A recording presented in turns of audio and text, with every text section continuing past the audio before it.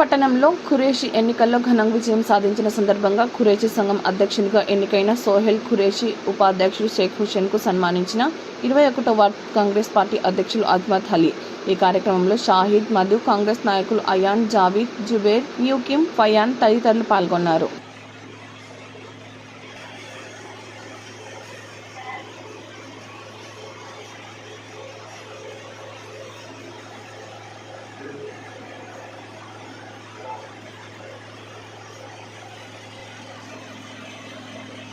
ఖురేషీ ఎలక్షన్స్లో ఘన విజయం సాధించిన సోహెల్ ఖురేషీ అధ్యక్షులు, వైస్ ప్రెసిడెంట్ గారు ఇద్దరు ఘన విజయం సాధించారు.